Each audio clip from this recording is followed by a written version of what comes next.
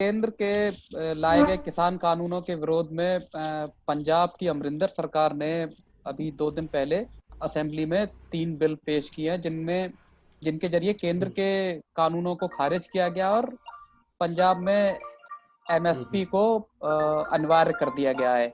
इन कानूनों में क्या क्या है, इन कानूनों से क्या पंजाब में किसान अब खुश हैं, उनकी क्या रणनीति है, इन तमाम मसलों पर बात करने के लिए आज एक बार फिर से हमारे साथ डॉक्टर दर्शन पाल सिंह जी मौजूद हैं। वे क्रांतिकारी किसान यूनियन के प्रेसिडेंट हैं और पंजाब में 31 किसान संगठनों के मोर्चे के संयोजक हैं। सर, आपका स्वागत है बहुत बहुत एक बार फिर से।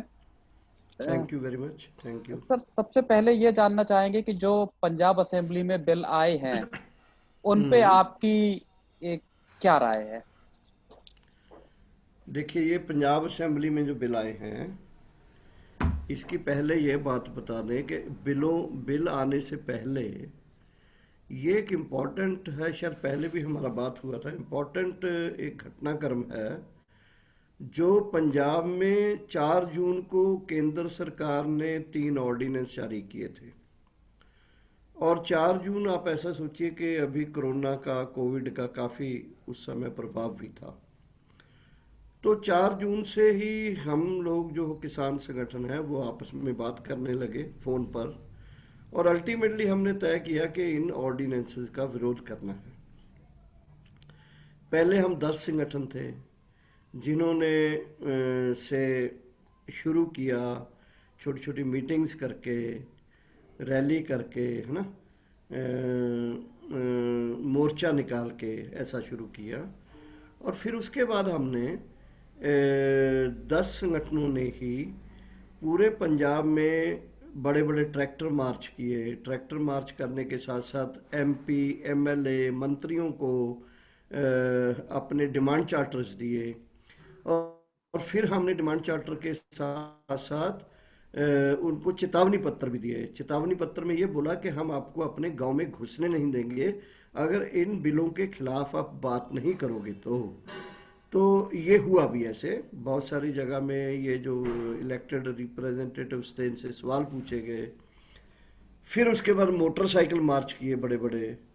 फिर उसके बाद ऐसा बोलिए कि रोड ब्लॉक हुआ। फिर 25 सितंबर को बड़ा किसानों की लीडरशिप की जो संगठन है, 10 संगठनों, इस 25 सितंबर से पहले 10 संगठन और एक दूसरे, ऐसा हम ऐसा कह सकते हैं कि कोई 30 संगठन इकट्ठे हो गए पंजाब के, 31 सॉरी, जिन्होंने 25 सितंबर को पूरे पंजाब में बंद का कॉल दिया। और ये बंद का कॉल जो था, इसका इफेक्ट पूरे देश में गया और देश में भी 22 प्रांतों में किसानों ने किसी न किसी तरह से इन 3 बिलों के खिलाफ विरोध प्रदर्शन किए। 29 से सितंबर को हमने मुख्यमंत्री ने बैठक के लिए बुलाया। हमने मुख्यमंत्री अमरिंदर सिंह जी से बोला कि आप असेंबली में एक ऐसा रेजोल्यूशन लाओ जो इन जो कानून है, जो उस समय जो कानून बन चुके थे सेंटर के, एटलीस्ट उनको रिजेक्ट करने का अगर संभव है तो रिजेक्ट करो। अगर कोई और अल्टरनेटिव हो सकता तो वो अल्टरनेटिव आप निकालिए। तो उन्होंने 29 सितंबर को हमसे वादा किया कि हाँ, हम असेंबली का स्पेशल सेशन बुलाएंगे। फिर क्या हुआ, उसके बाद हमने 29 सितंबर को ये बात हुआ और हमने ऐलान किया था पंजाब के 30 संगठनों ने कि 1 अक्टूबर से पूरा रेलवे ट्रैक्स जो हैं उनको बंद किया जाएगा।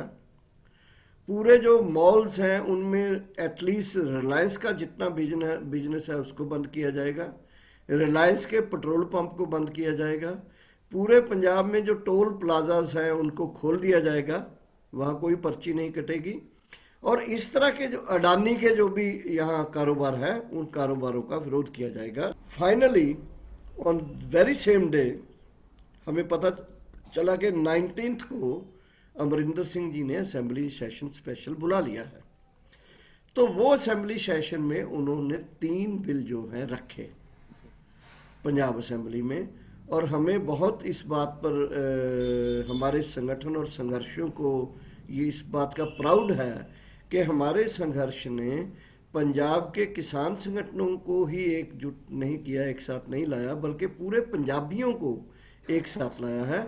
और पंजाबियों में भी आप हैरान होंगे प्रवीण जी कि पूरे जो कल्चरल एक्टिविस्ट हैं, लेखक हैं, कवि हैं, पत्रकार हैं, कलाकार हैं और दूसरे संगठन भी जितने हैं, और बीजेपी को छोड़कर जो पूरे पार्टीज हैं वो किसान मुद्दों को लेकर किसानों के पक्ष में आ गई।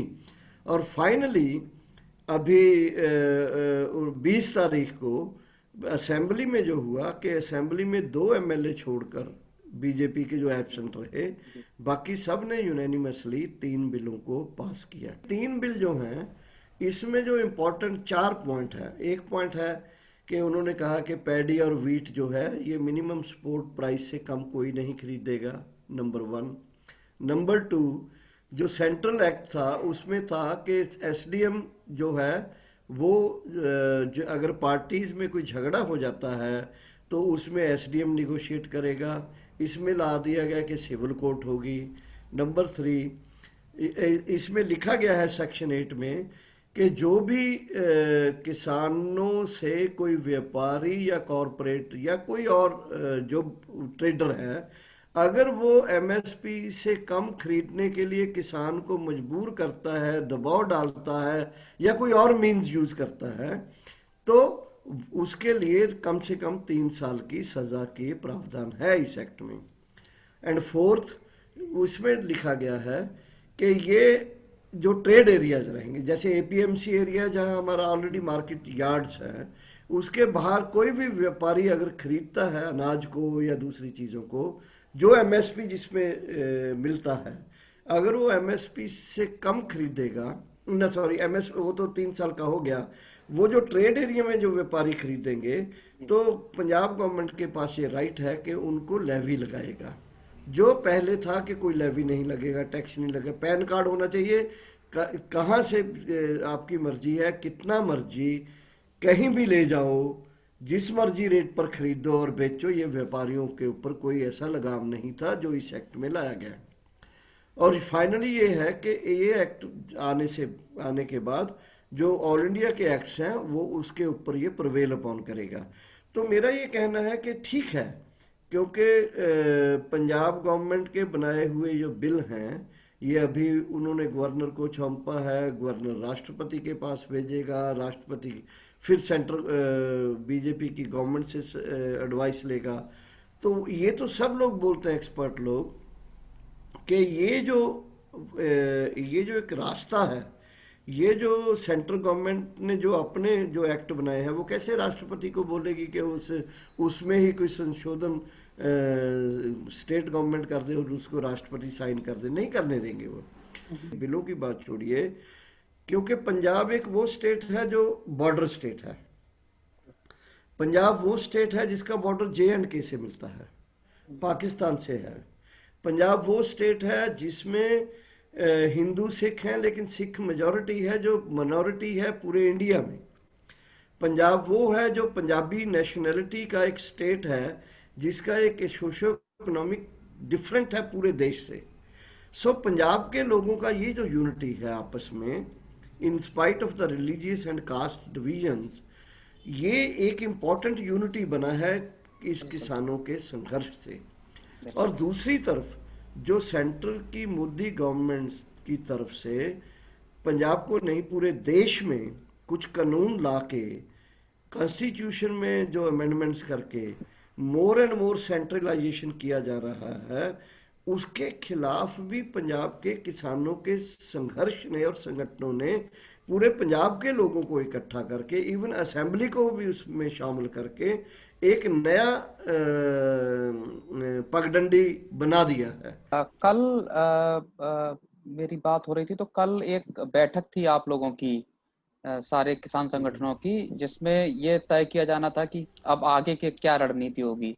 क्या फैसला हुआ उसमें, आप अगर रहे हो?